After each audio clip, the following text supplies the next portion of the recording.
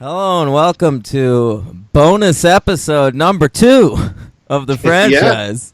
That's right. I'm your host, Daniel Ehrenberg. And I'm your host, Henry Papali. And today we're wrapping up Friday the 13th. We made it, folks. We made it, Dan. Dude, I feel like I've been held hostage by this franchise. I love it. I love these movies, but there are an awful lot of them. I had a good time. This was a nice change of pace for me. I'm glad it's over. Sure. But it was a lot of fun. It wasn't something that I was like wishing that I wasn't wishing it was over. I was like I was enjoying every time. So it was a new experience. It was fun. Good. Yeah. In terms of the conversation, though, we're not quite there yet. We still have to talk about the Platinum Dunes remake. Oh, yeah. All right. And then we'll be ranking them. Yep. And we should also probably talk a little bit about where this franchise is going. Yes. Yeah. Where we're headed next. Sure. All right, so Friday the 13th remake, kind of. It's sort of a remake of like the first... Reboot.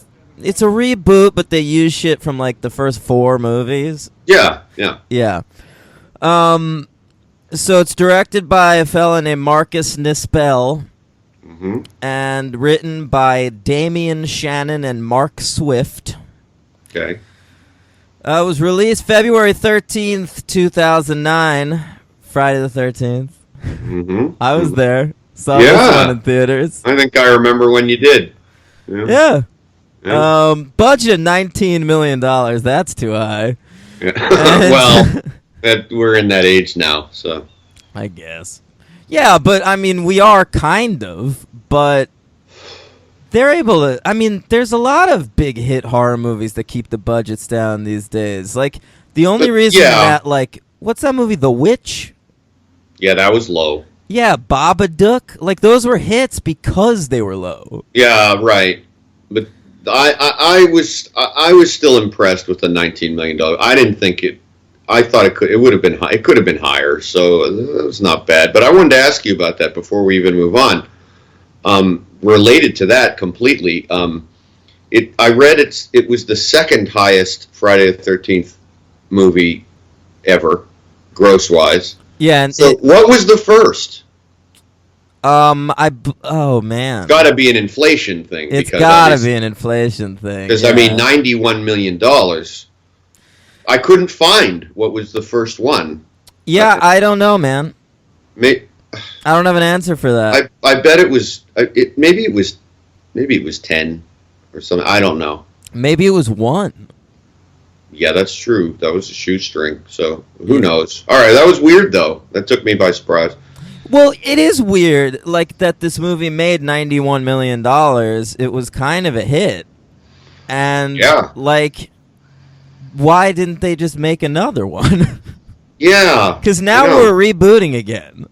Oh, is that what's going on? Well, I think the next one... That's stupid. No. I think what we're doing is it's going to be in the continuity with, like, the original franchise, but they're treating it... You know, it's the kind of thing, like, we want the old fans to come back, but we want to create new fans, too. The producer said, quote, "We're taking a Force Awakens approach with it." Oh, is that what he said? Yeah, what an idiot. Yeah, because these are equitable on the popularity scale. Yeah, and when I say producer, I mean Brad Fuller, who is Michael Bay's partner. I don't mean Michael Bay, because by the way, this movie franchise, starting with this remake, is held by Platinum Dunes, Michael Bay's production company. Yeah, big. And they still have the rights. So, like, this next one's also being produced by Michael Bay. Okay. And how weird is it? Like, these movies, like, they're such shitty, small movies.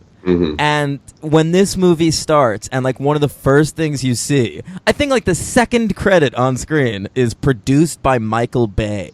Yeah, It's so weird. it is weird, but apropos to today's, capitalizing on old stuff. So, Um, do you have anything to say about the writers? Because I wanted to talk about the director real quick. well, they got the same guys who wrote Freddy vs. Jason, Okay, and we didn't cover that movie, but not yet. Yeah. it's not dissimilar from this movie in terms of how much you care about the teens, which is kind of Hmm. right. Well, I don't know. Are we getting Variably. Are we getting into our opinion right away? Well, no. I'll say just about the writers. They don't have a lot of credits, but they are writing the upcoming Baywatch film starring The Rock. Jesus Christ. Okay. I say film. You mean movie? Yeah. I'll finish your sentence. Yeah. Marcus Nispel, the director. Yeah. Have you ever seen any of his other movies? I sure have. Really? And that's why I wanted to talk about him. I saw his first movie, the remake of the Texas Chainsaw Massacre. Yeah, I saw that too. Yeah, and I thought it was very well directed. I didn't think it was good. I didn't particularly like it, but I remember it being like, well, okay, I shouldn't say it. I remember it being good in that it is a well-made movie. I thought it was in the vein of that entire thing, which I'm not really a fan of. It was, veering on torture porn, and it's just kind of a mean movie. It wasn't. I didn't like it that much, very much at all. It's got those dead eyes of Jessica Biel. Yeah. But this is the one that'll kill you. I saw on a whim as a Netflix streaming. Can I guess? Sure. You saw his Conan the Barbarian. No. Okay. No. I don't know. Should I? No, definitely not. I didn't think so. Jason I never Momoa, the Dothraki. Right. I never cared about Conan anyway. Okay. I saw Exeter. I don't even know what that is. It's a real piece of shit about these teens who find an abandoned building, and they could perform some kind of Ouija ritual, and then they get possessed. It's awful. I mean, it looks awful. Its production is awful. So, yeah, it sucks. But Yeah. I have now seen 3 of this German man's films, which is kind of shocking to me. I didn't know who the fuck he was until I looked him up for this, and I was like, I've seen 3 of this guy's movies. Yeah. He might be in, director jail at this point, because, he's made a couple of tanks. So Yeah. A couple of Panzer tanks, am I right? Oh, baby. Yeah, Germany reference. Mm. He's also directed a lot of music videos. I want to flag up my favorite being the ridiculously high-budget, hilarious Spice Girls video, Spice Up Your Life. When did he do that? 1997? Yeah, he all throughout the late 80s and the right. 90s, he was directing music videos. He's All right, directed Cher videos. I gotta look some of this up because I bet I've seen some of them. Oh, 100% you have. He was a major guy. Yeah, but I haven't watched MTV for a billion years. No, but he stopped directing music videos in 2000. Oh, all right. Yeah. He did it. Victory, the Puff Daddy video, which was 10 minutes long for no reason and had a lot of scenes. I love music videos that have dialogue. Oh, that's great. Yeah. Let's see. Oh, here we go. Okay. He did Fugees. Which one? Ready or Not. Ooh, that's a good video. And No a doubt. great song. No Doubt. Spiderwebs. Sure. Sorry, I'm not home right now. I don't get that. That's a line from the fucking song, you dick. I don't All right. know. I don't even know the song. No, I don't know any of these songs. I know all the artists, but I don't think I've seen any of these videos. Sorry. You'd know that Spiderweb song if you heard it, man. That was a Yeah, I love No Doubt, so No Doubt. hit. Okay. All right, let's talk about the movie. I love that, by the way, I said the second credit's Michael Bay. The first credit is amazing. What is it? It's a Paramount and New Line picture. Ooh, It's your an favorite, unholy alliance. your favorite company. but the two Friday the 13th companies coming together to release the ultimate Friday the 13th. Yeah.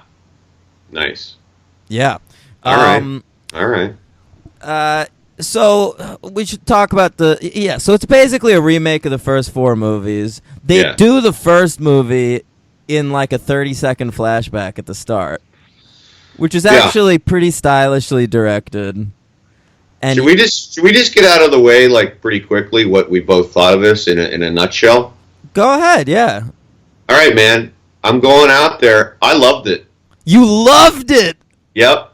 Okay, I like this movie. I'd recommend watching this movie. So would I. It's good, but it's very good. I don't really love good. is strong. Okay, well, love is strong. I love. Okay. I love Fight Club. I don't love Friday the 13th.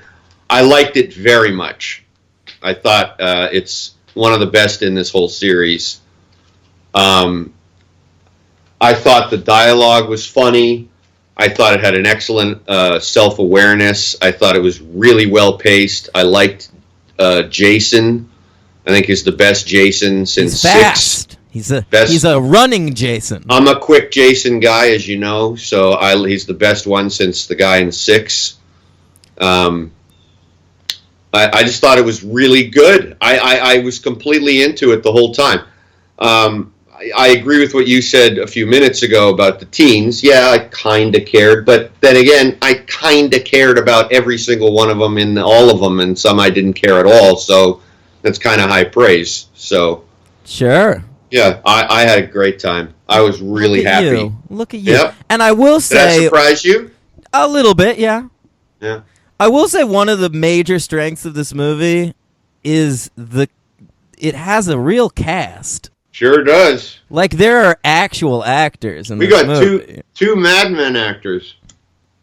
Well, Ginsberg. Yep, Ben Feldman. Who's the other one? Danielle Panabaker. She was in Mad Men? Yeah, I looked her up. I looked up every actor in this movie for my superhero thing, but also just to see. And she was in a couple of episodes in a very minor role, but she was in it. Well, I know Danielle Panabaker. Yeah, I did too. I recognized her from a couple things. And she's got to be part of your superhero count, buddy. Yes, she sure is. Because she is a regular on that Flash TV show. Yep. And I've watched every episode of that thing. She's in Flash. She's in Arrow as what's her name? Killer Frost. Well, no. She's a Flash regular. She shows up on Arrow a few times because they cross over sometimes. Right. I got 3 superheroes in this. She plays Caitlin Snow. Yeah. Yeah.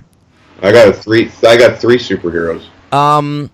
Yeah, I do too. I was hoping to catch you on one of them. All right, who do you have? Let's just do that real quick. Let's do it. Amanda Rigetti. Rietti, but yeah. No, Rigetti. How do you know how to pronounce her name? Because it's Italian. Oh, okay, fine. I don't know where you're getting Rietti. I don't know. It's R-I-G-H. I always thought it was that. Yeah. What? I always thought it was that. Amanda Rigetti. Okay, yeah, she pops up in that first Captain America movie. Yep. I've always liked Amanda Rigetti. She's been in a bunch of stuff. She's sort of like I don't know. She's kidnapped by Jason in this movie and held underground, which is weird. We'll get to the plot. We should get to it real soon. But no, we will. But might as well finish up this. Sure. But Amanda Rigetti, I first became aware of her as Seth Cohen's sexy aunt in The O.C. And she's fantastic on that show in a recurring role. And, she's been in a lot of stuff. She's on that show Colony now with Sawyer from Lost. Okay. I know her from Friday the 13th, the remake. Oh, okay. And she's the baseball player Dave Rigetti's granddaughter. Is that true? No. Oh, man. I would have bought it. I know. Yeah. So I had to say it. So who's your third one? You know, the hot girl who bangs the preppy guy. She was in Civil War. Yep, Juliana Gill. Okay. Yeah. So 3 superhero counts. I knew there would have to be them because we're in 2009. Yeah, so now everybody's in superhero Right. movies. I knew it. So that's good. 3. So, All right. This movie has an extended opening. Loved it. Yeah, it's really good with like a different group of teens than we're going to find. And that fooled me because I wouldn't have known. Once I saw Ben Feldman, I was kind of like, "Oh, all right." And then the opening, and it doesn't even say Friday the 13th until they're all dead. Yeah, like I 10 loved minutes it. in or 12 Loved minutes it. in or something. Yeah, it's cool. And yeah, so they all die except for Amanda Rigetti, who gets kidnapped. And my favorite part of that sequence, obviously, Henry, is it's Baghead Jason. Yeah, Saran wrap. Yeah, it's awesome. Little tighter. Yeah. Yeah, so Yeah. I feel like that whole sequence is almost like their remake of Part 2. Yeah, for sure. Because we also get to see his shitty cabin. Yeah, which is a better place to live now. Yeah, it's a little bigger. He's Little got bigger. he's got a TV. It does have like a tree branch through it, but Yeah, he's got an underground lair. It's much more elaborate. Yeah. oh yeah, I don't understand that. That is Yeah. to me the worst part of this movie. That like there's tunnels running Yeah, underneath it's a Crystal little Lake. right. You're Crystal right. Lake. Yeah. He's a little more. He's got more ingenuity. He spent a lot of time clearly doing, and I don't know if that's what we need out of Jason. It's kind of nice to just have him living in that shack, but that's okay. No, I like- just don't understand why there are tunnels beneath Crystal Lake. Oh, there's tunnels beneath everything. What are you talking about? I'm It's broadcasting the right now woods. from a tunnel. They're in the woods of New Jersey. There are no tunnels. That's what you think. Yeah, I don't know. It didn't occur to me that was like improbable. I love that you think. I didn't even care. Who cares? All right. You thought, like, you actually had that thought, though? Like, how are there tunnels here? Yes. Yeah. Well, since they are near a lake, it is kind of bizarre. You'd think he'd get flooded every once in a while when there's a storm. Sure. Yeah. Yeah. Um, Oh, well. A couple other notes from that opening sequence. Do you have any? A great sleeping bag kill. That is amazing, by the way. Yeah. Yeah. A little homage that then took a turn. Yeah. So Yeah. yeah, Ginsburg from Mad Men is he's on that show Superstore now, I think. Don't know it. Whatever. He's fucking this girl.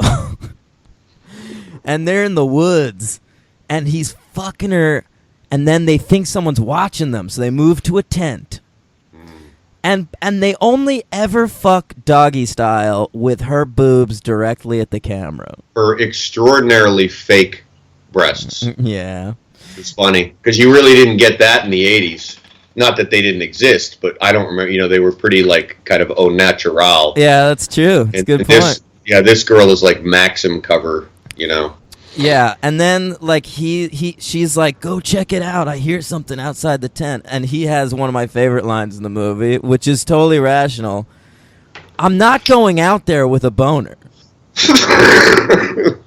I always wonder that in movies. Yeah. People get interrupted having sex all the time in movies, and the guy just pops on some fucking shorts. That's true. And like movies never deal with boners that last. Yeah, and not to get personal, but I've been interrupted before. It's not that easy to put pants on. It's sticking around for a few minutes. It's a little hard. No. Oh, Henry. Yeah, so then she gets hung in her sleeping bag over a fire, which is baller, and that's how she dies. And Ginsburg gets caught in a bear trap. And the fire thing verged on cruelty, but they cut just enough times for you not to have to witness the entire thing. There are a couple of deaths later in the movie that are a little torture porny for me. Oh, you'll have to tell me because I thought most of them were pretty quick. Most of them were, but there are yeah. a couple that I was like, all right, Marcus Nispel. Right. Yeah. Well, he's German, so he's got that extra sadistic streak. And it's 2009, man. Right. Like, this was the era. What was Hostel Part 2 coming out that year? Yeah, something like that, right. Yeah. Yeah. Yeah, that's all I got from that part of the movie. There's also Well, wait. You got to say that sleeping bag thing was great, because what I was going to say was that was the clear homage to, what was it, part, you helped me out here. I don't know what part it was when he's slaying. That's probably 9, I think. No, when he picks up the girl in the sleeping bag and just bashes her to death in it. That's early on, man. That's like 5 or something. Oh, yeah? Man, Yeah. I remember it, but you got me. I can't come up with that movie off the top of my head. That's one of the best. Yeah, that's one of the best deaths in the whole franchise. It's a good one. I'm trying to look back through my notes, but my notes on this series are so ridiculous. Oh, good luck. Yeah. Yeah, I don't think I even wrote that down, and I would no. But I'm anyway, sure I did. But you think I thought that's what was going to happen, and then he's way more creative. Yeah. It's great. So then we cut forward, and we meet our real teens, and they're going to a cabin. And it's no ordinary cabin. It sure ain't. Like, usually in these movies, they're going to, like, some piece of shit cabin in the woods. This Right. is a luxury cabin. Yeah, this is more my style. I think I could hang out there. Okay. Yeah, finally. I think we finally reached a cabin that I would actually go to. Because there's this character, Trent, who's like a real prepster. Real prick. Yeah, and it's his cabin. His dad's cabin or whatever, of course. Right, so they're staying out there, and it's a real motley crew. You know, there's a couple hot... He's dating Danielle Panabaker from The Flash. That was very confusing to me, because clearly if they're dating, he is not the faithful type.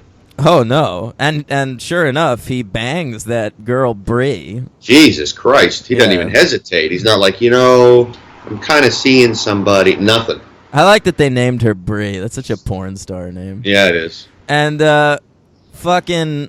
Who else do we got? There's another couple. We got a black, we got an Asian. Oh, God. Yeah. Yeah, and they're the only two... Well, that's why I say it. They're the only so two silly. minorities in this movie, and they're best friends. They're the only two minorities in the movie. They're best friends, and they have no girls. No. Well, they're not given a girl. The Asian tries to bang that Bree girl. Yeah, but good luck. It's not going to happen. They're both good. Who? The black guy and the Asian guy. They're great. Yeah, especially the Asian kid. Yeah, he's great. He's legitimately funny. He got is some hysterical. good lines. Oh my God.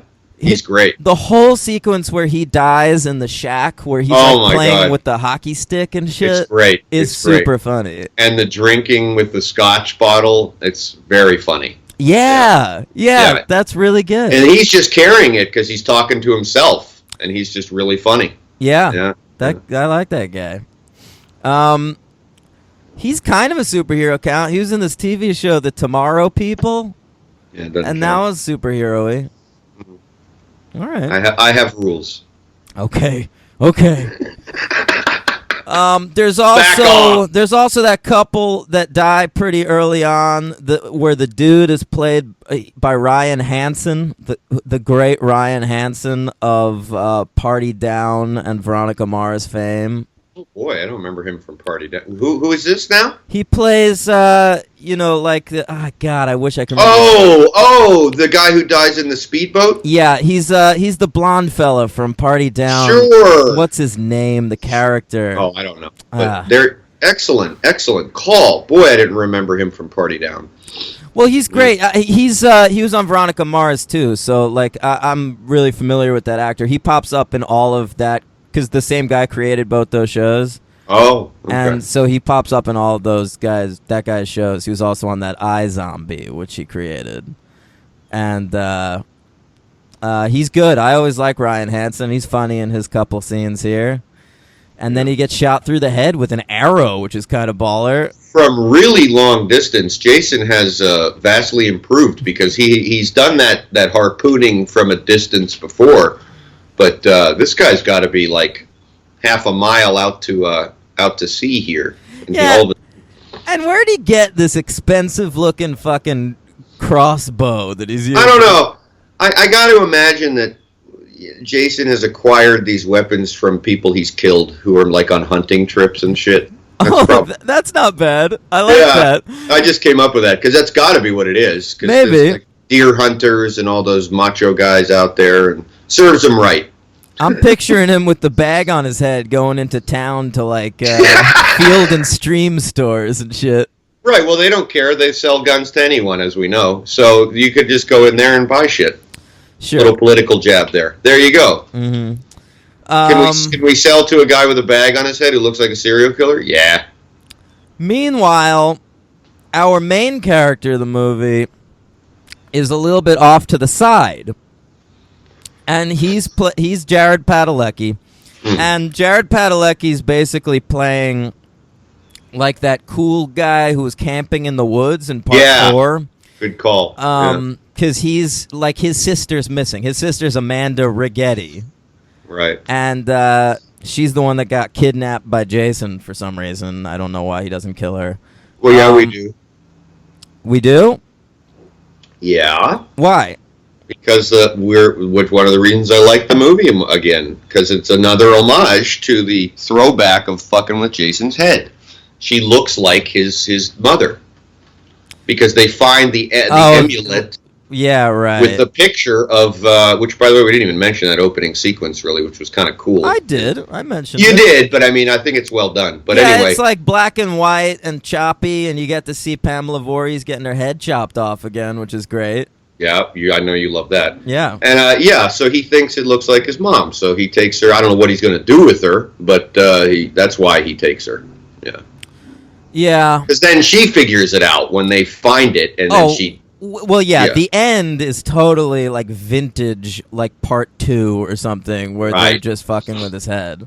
Right. Jared Padalecki, you familiar with that actor? He looked familiar, but I didn't bother to, besides looking to see if he was in anything superhero-y, I didn't look, what's he in?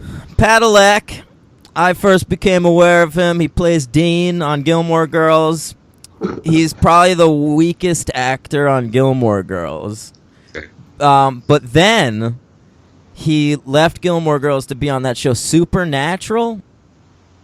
Okay. And that show's still on the air. It's in its like 12th season or something. Wow. And he's the star of that thing, and he's the best actor on that show. Oh, so he got better. Well, no, he didn't. It's just the cast on Supernatural is so bad all right. that like he outclasses them. It's just like I think the cast in Gilmore Girls is so strong that he's not quite on that level. Okay. And the dialogue is all fast and mammety and like Sorkin-y, so he can't really pull that off that well. Okay. But that's him. That's Jared Padalecki, and he's not the Dean I quite remember in this movie because he's built as fuck. He's like a brick house in this movie. I didn't even really notice that. Really? Yeah, you can like see his muscles through his t-shirt. Oh, well, I thought all the dudes in this were like kind of as typical. That's one of the things that you do lose. Like the guys in these movies stop looking real. Like us. Yeah, they're so good looking.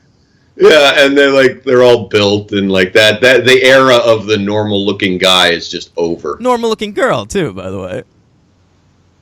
Yeah, but the girls were still pretty attractive. But if you think of the early movies, like Tina and Ginny or whatever, like that's true. They look like humans. Yeah, it's true. Yeah, these are like fembots, like from Part 10. Amanda Righetti's a former model, I think. Oh yeah, and Danielle Panabaker, is no slouch. And then there's that Willa Ford, who I don't remember which of the two random blondes she plays, but she's like a former pop star. Oh, okay. Yeah. All right. So what else do you want to talk about in this movie? want you to tell me which deaths you thought were a little over the line. Okay. I probably wrote it down at some point. Oh, the Asian stoner's death. What? He's stabbed. Yeah, he's stabbed, but it's like a lingering stab where like it takes a second for the thing to go through him. It just lingers on the shot too long. I don't. I didn't even notice. Okay. I do not need it. That was I the thought worst one for me. I thought you were gonna say like when she gets hit by the speedboat in the head. That scene, that whole scene's good, I think. It's a great scene. So Ryan Hansen and that girl, they go water skiing. And accompanied by the Hives, by their great song Tick Tick Boom. That's right. The Hives.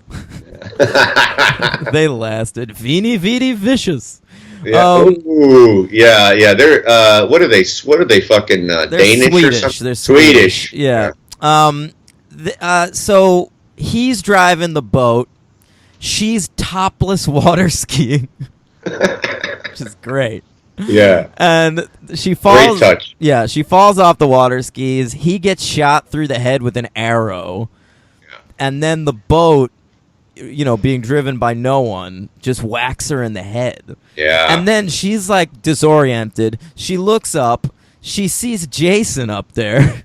Yeah. He puts down his crossbow, Yep. picks up his machete, and she's like, "What the fuck is going on?" Right. Yeah. That's what's great about it. She doesn't know what's happening. Yeah. So she swims underwater and ends up underneath the dock.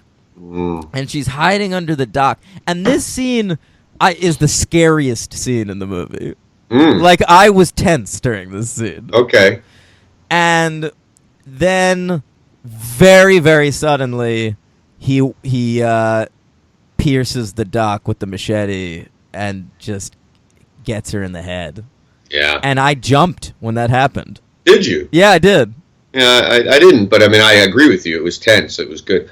I kind of thought it was cool, too, when she gets hit by the boat, because I was fully expecting, and maybe, I don't know, well, you saw this movie before, but I was expecting, like, the typical, I figured the boat would run over her and she'd, like, get chopped up in the motor. Right, yeah. But that would have been a real cop-out. Like, this was way better. Like, to hit her in the head and disorient her, and so that made it even scarier. Like, she's kind of like, out of it, and then sees this figure. It's like, how is this going to end? Yeah. Yeah, it was well done. That's good. The whole movie is really well directed. I gotta give it to Jeremy.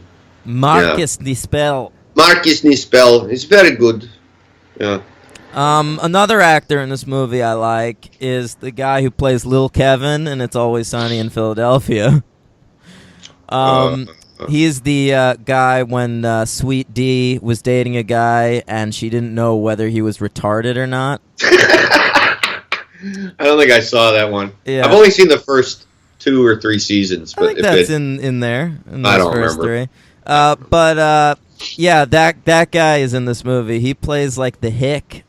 So Padalecki is running around with these flyers for his sister. Missing. Right. This girl, and everyone that picks up the flyers, like, she's pretty, which is weird. Right. And but he shows up at this like barn, and this guy is in there, and that's Lil Kevin. And, okay. And then we later see Jason kill him, and that's how he gets the hockey mask. Yeah, I like that. I like that. I like that acquisition of the hockey mask. I thought it was creative. Yeah, so we see him in his little barn. He's reading a Hustler. Reading. Yep. I say reading. He has a Hustler.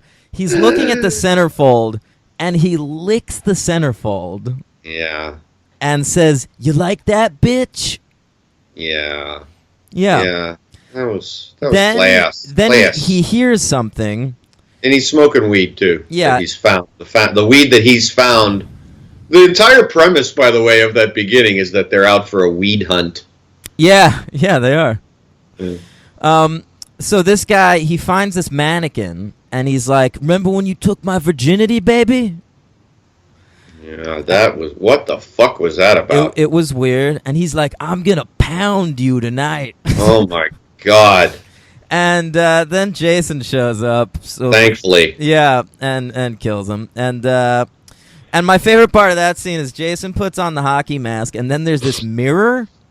Yeah. And there's this weird shot of Jason just sort of checking himself out. I like that. You do? It's such a weird shot, though, because it really does look like he's like, ooh, I look pretty suits good. Me. Yeah, this suits me. Well, it was kind of in line with not as funny, but it was kind of reminded me of in Takes Manhattan when he looks at the billboard and does that little head tilt. You know, kind of like. But it's like a head tilt. It's like it's so cold. Like in this, you can almost like read his mind. Like, baby, this is my new look. Right. Can I mention something about the guy who played Jason as well? He played one of the Predators in Predators. Okay. I don't know. I thought that was interesting. So he's one of those. He's like one of those real tall. He's like those Kevin Peter Hall. Do you know that guy? No. He played Predator in the original Predator. He played Harry and the Henderson. So he's like So he's one of these guys who's just like tall and muscular and just gets all these roles like this. So yeah, that's that guy. Like Kane Hodder. Yeah, he moved on to play like those kind of things, right? Yeah, and a lot less of a budget type movies. That at least this guy got Predators. What did Kane Hodder do? He's like in those VOD movies, right? Who knows? Yeah, probably. That's what I mean. Yeah. Yeah. What else? That's not the only jerking off scene in this movie. The black guy plans to jerk off and gets interrupted. It's like a long scene of him like setting up a jerk off, and he's like looking through like a catalog. And he's like, "You'll do." He finds it's like an LL Bean catalog. Yeah, that was weird. It is weird. But basically, everyone dies except like Padalecki and Panabaker. Right. Oh, and no. Wait, no. I'm not there yet because I want to talk about that. Oh. Because Danielle Panabaker, her character is just pure and lovable the entire movie, and the whole movie you're just like, get away from this Trent guy. Right. He's cheating on you. Go. I want to talk a little bit about the cheating scene, and get with this Padalecki. He's a sweet guy. He's a sensitive motorcycle guy. Mm-hmm.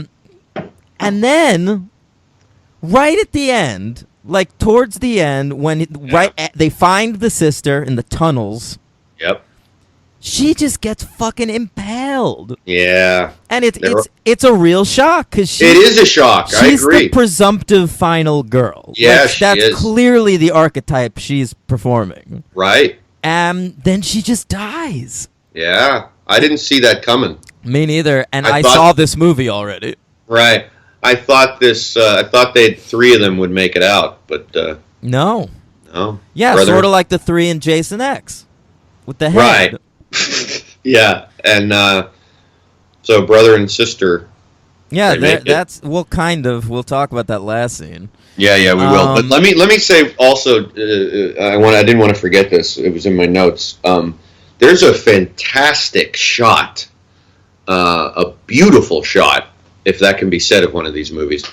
When Jason is, after he kills the black kid, he gets on the roof, like in a second. Yeah, it's stupid, but it is a nice shot. It's a really stupid. I don't know how he even did it, but the shot is like it's like from the ground, and you just see him standing on the roof alone, and they don't know he's on the roof, and the shot is just kind of held for a few seconds, and it's a really nice shot. Yeah, they pan up from like they're filming through like a screen door at the teens, and they're talking, and then it pans up to Jason standing on like on that little balcony area. Yeah, it's very cool. Yeah, it's really good, and way to use your location scouting, right? Are you being sarcastic? No, I'm serious. Like that probably wasn't in the script. That I can see them just coming up with that, where it's like, oh, we've got like this architecture. Let's. Well, I agree. If you were being sarcastic, I was going to say no. Yeah, right. It was a very original type of shot, which we've never seen in these movies. That specific type shot. So, it ends up with Padalecki and the sister looks like the mom, so they fool Jason, and then they manage to tie him up, and he gets killed in a thresher, and she gets to say a final line like it's a Scream movie or something. Right. Is that what it's? Go ahead. Jason, say hi to mommy in hell. I could have done without the in hell. Yeah, me too. Say hi to mommy was fine, but then the in hell. And I like that you is that what that is? A thresher? Yeah. Look at you. Did you live on a farm? I don't know what the fuck that is. I don't know. I was going to be like, he goes into some kind of grinder. Yeah, it's a thresher. You're getting all technical. He's in a thresher. Yeah. All right. Yeah. I like it. And then they go, and it's kind of a good sequence. They bury Jason, and we see him sort of float to the bottom of Crystal Lake, and they drop that amulet in there with the mom's picture. Right. But then Jason bursts through the dock, and I guess it's an homage to that first movie. Well, it's definitely an homage. Yeah. But I wasn't sure I liked that or not. No, I don't. Yeah. I patently don't, because this isn't the first movie. The first movie's, a fucking Grindhouse movie, basically. Right. This Yeah. movie, you kind of care about Padalecki and Mandaraghetti by the end of it. Right. And I don't need it just for, one last, huh? Well, and here's the thing, if they would have done a sequel right away, we could have backtracked and that could have been a dream.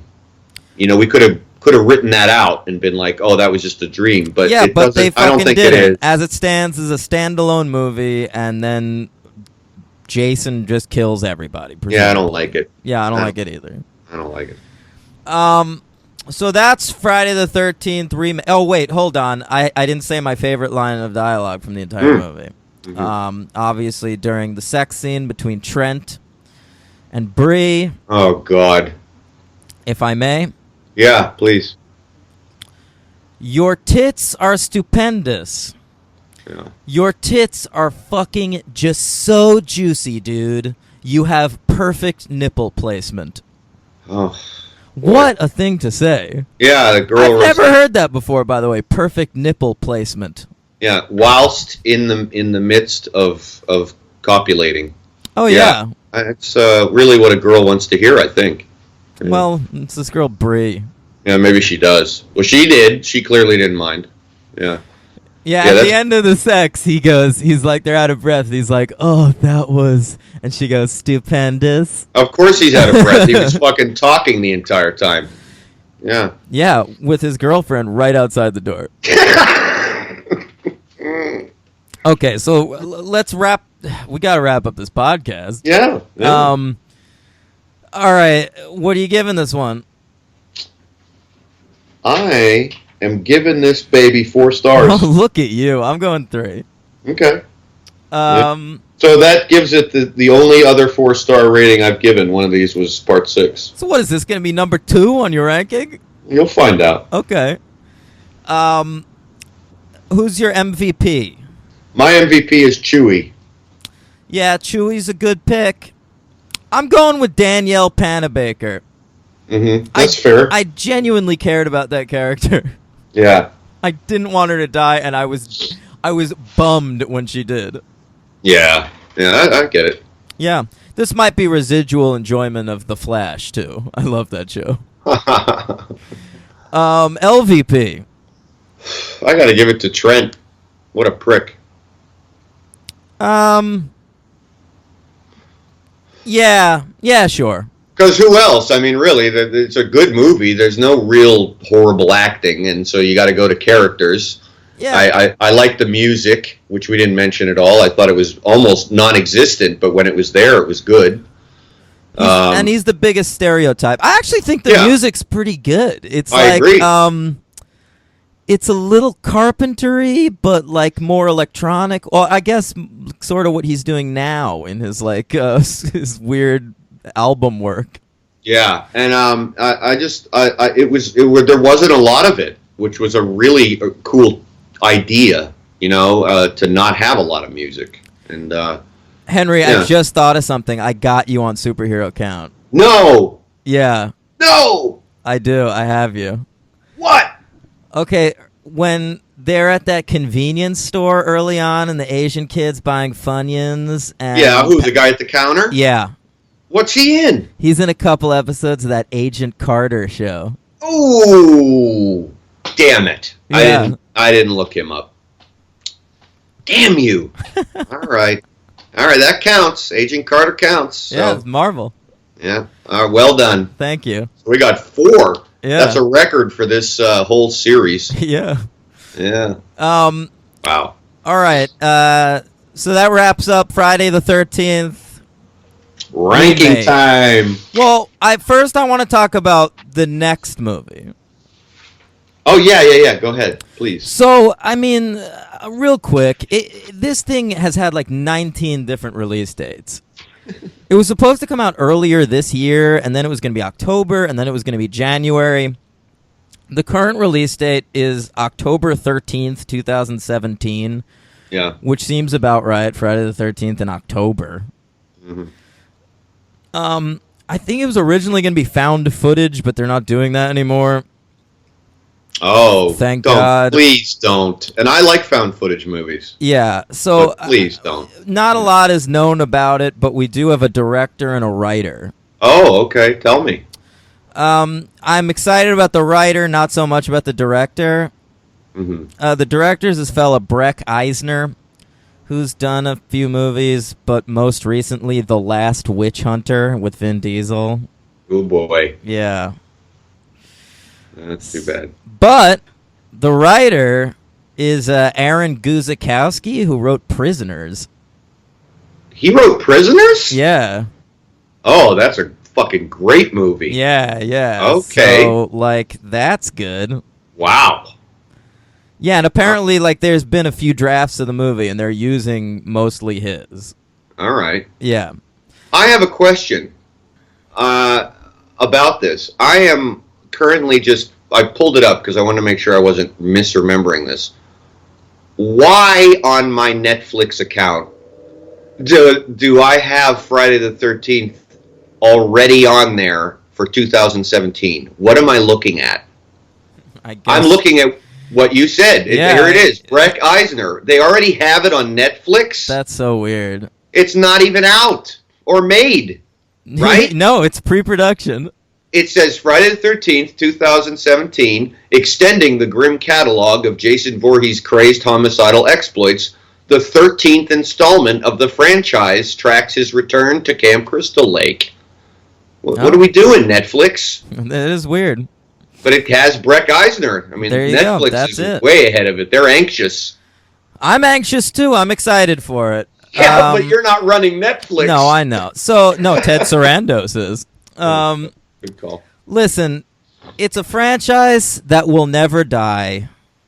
I mean, we knew that when we started covering it. There will always be Friday the 13th movies. God bless. Let's rank them. All hail. All right. How do you want to do this? I don't know. It's up to you. We did this with Superman. We did like me and then you. But I don't know if you want to do me all at once and you all at once. How do you want to go? You pick. You pick. Go. All right. Let's go. I'll say I'll start at the bottom, and then you tell me yours. Okay, but I will say I will have 12 because I included Freddy versus Jason in my rankings just for the Why? listeners. Just for the listeners. That's not fair. Okay, then I'll do 11 and We didn't cover it. I know, but I watched it like a year ago. I'll just tell you where it would be in my rankings. Okay. But I mean that's not really fair. I mean I Okay, haven't fine. seen it. Fine. Well, no. I just thought as like a little bonus for the listeners. I'll pop All right, that in there. that's fine. You Yeah. could pop it in there, but okay. All Okay, right. 11. Number 11 goes to number 9. Jason Goes to Hell. That's also my number 11. All right. Number 10. Number 10. Is part 5. A New Beginning. Yeah. My number 10 is number 10, Jason X. Oh, I thought that'd be higher. No. Yeah. I'll tell you quickly, it's number 5 because, like number 9, there is no Jason. So they get the bottom of the barrel for me. No Okay. Jason, no movie. It's Roy. Right. Number 9. 3D. Okay, mine is Part 7, The New Blood. That is mine. Number 8 is Part 7. And my number 8 is Friday the 13th, the original. Ooh, shocking to me. Okay. Yeah. Real shocker. Yeah. All right. And I will say right after that would be Freddy versus Jason at 7. Okay. Okay. 7. Part 10, Jason X. Okay. I have the remake. As number 7. Yeah. Okay. All right.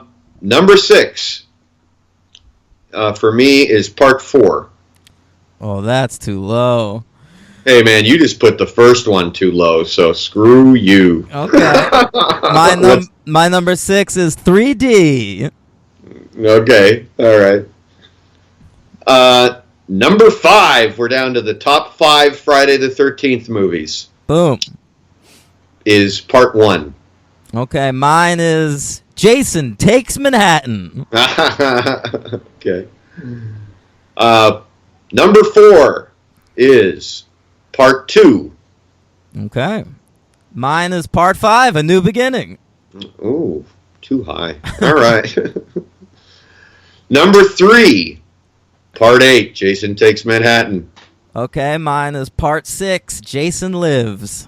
All right. Which, by the way, I think the last time I did rank Friday the 13th movies once before, like on a lark, and that was like number 8. So that has jumped the highest That's good. by a lot. Yeah. That's good. Number 2 for me is Part 11, the reboot.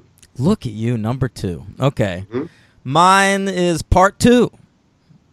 Okay. All Yeah. right. And my number 1 Friday the 13th movie is Part 6. Jason Lives. All right. Mine is Part 4, the final chapter. Wow. All right. Yeah. So we had a few in the top 5 that were similar. No, I knew ours would be vastly different, and they It's are. not that they're vastly different in like the middle, but we agreed on.